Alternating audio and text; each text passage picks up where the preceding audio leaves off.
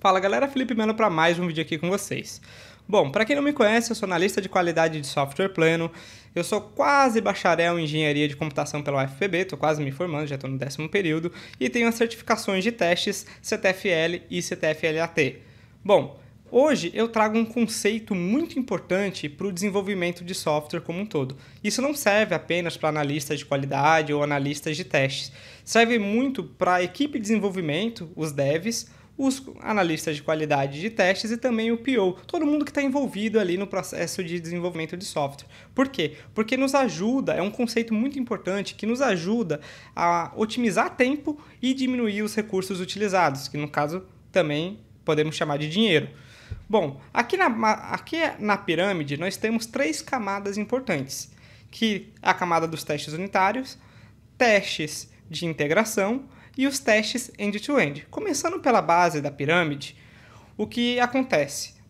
Nós temos aqui o que nós chamamos de testes unitários ou testes de componentes, que compõem ali os testes de caixa branca. E por que caixa branca? Pense num avião que você tem a caixa preta. A caixa preta é algo que guarda um segredo. Então, na caixa branca, seria algo que você está abrindo aquele segredo. É a parte do código. É a parte que nós estamos abrindo ali para todo mundo ver. Então, os testes unitários, eles estão fortemente relacionados, eles têm a ver com os testes de código. Então, os testes unitários, normalmente, a ideia é que eles sejam em maior número. Por quê? Porque já está na fase inicial ali do processo de desenvolvimento. Ainda está na fase inicial do desenvolvimento de software.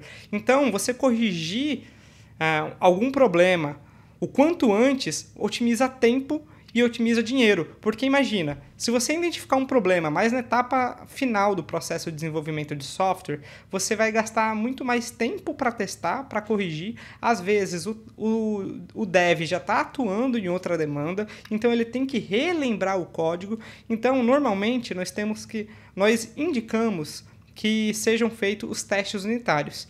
E quem faz os testes unitários? É o QA? É o analista de testes? Não. Normalmente, por convenção, nós adotamos que os responsáveis pelos testes unitários são os desenvolvedores, porque eles já atuam com o código no dia a dia, eles já conhecem o código. Então, se nós estamos falando de testes de componente, testes de código, quem melhor para fazer do que um especialista naquilo, quem já atua naquilo todo dia? Então, normalmente, os testes unitários, a ideia é que eles sejam automatizados. Então, você roda ali um script. E o que é mais importante também, o teste unitário, ele é o menor componente possível, executável. Nós estamos falando, às vezes você tem uma linha de código e ela não executa nada, ela não tem um resultado esperado. Às vezes, para você ter um resultado esperado, você precisa de um conjunto de linhas de código. Então, o menor componente possível de ser testado é aquele que normalmente vai ter um resultado esperado, seja uma linha, vai trazer um resultado, seja uma soma, enfim, trazendo um exemplo mais simples, né? Uma linha que faz a soma, sei lá, de 2 mais 2, ou de uma soma de 2 números.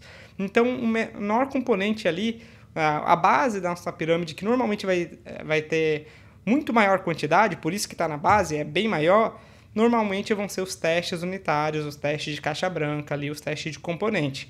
Então, um problema identificado nessa etapa aqui do desenvolvimento é muito menos custoso e muito mais rápido de se solucionar.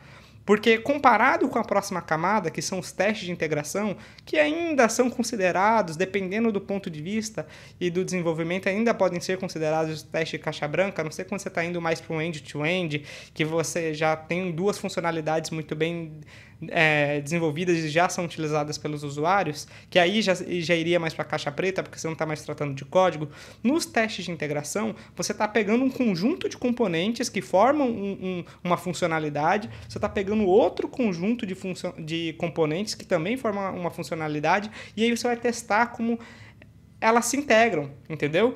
Às vezes você vai testar o que é uma API de um back-end ali e ver como que ela reage com o front, você está integrando ali 2 coisas. Então, você pode perceber que nos testes de integração, você precisa ter pelo menos 2 partes já desenvolvidas para testar a integração entre elas. Então, você vê que já é um custo maior, porque já foi desenvolvido 2 partes, e aí você identificar um processo aqui já é um pouco mais custoso e leva um pouco mais de tempo, porque às vezes o dev já, como eu falei, já deve estar atuando em outra demanda, e também para você identificar aqui, você pode ver que vai afunilando, né, na pirâmide. Então, aqui nessa etapa, como eu estou falando já um conjunto de componentes que formam uma única funcionalidade que é integrada, você pode ver que a gente vai diminuindo a quantidade de itens ali, mas vai se tornando mais custoso e mais tempo para se corrigir. Então, por isso é que o ideal é que nós tentemos, né, fazer muito mais testes unitários do que testes de integração. E por fim nós temos os testes end-to-end, que seriam os testes de caixa preta. Por que caixa preta? Porque a gente não tem acesso ao código. Aqui, normalmente, quem realmente vai testar é o analista de testes, o analista de qualidade. Como eu comentei, se não se tratar de código, se a gente testar a integração entre dois itens ali, duas funcionalidades, nessa parte que não envolva código, aí o teste de integração pode ser considerado teste de caixa preta também.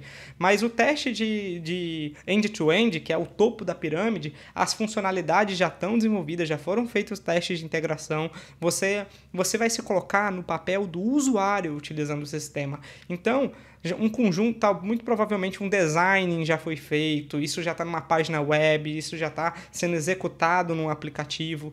Então, para você corrigir nessa etapa é muito mais custoso, porque você tem que acionar o dev que desenvolveu aquela funcionalidade, ou tem que tentar destrinchar aquele código que alguém já não mexe há muito tempo. Então, a ideia é que a gente descubra os problemas o quanto antes. E lembrando, nós podemos automatizar tanto testes unitários, isso, lembrando, é uma responsabilidade a mais ali para o dev. Testes de integração também podem ser automatizados, tanto pelo dev, tanto pelo QA. Depende se é um pouco mais puxado para end-to-end ou se é um pouco mais puxado para o back-end, mais a código mesmo. Né? Se for integração entre dois itens, duas funcionalidades do front-end, por exemplo, aí pode ser que o QA automatize. Mas lembrando que o QA também automatiza API, serviços, enfim. Mas é isso. Então, quanto mais para o topo da pirâmide, maior o custo e mais tempo vai se levar. Quanto mais para a base da pirâmide, mais a nível de componente, mais barato e mais rápido de se solucionar.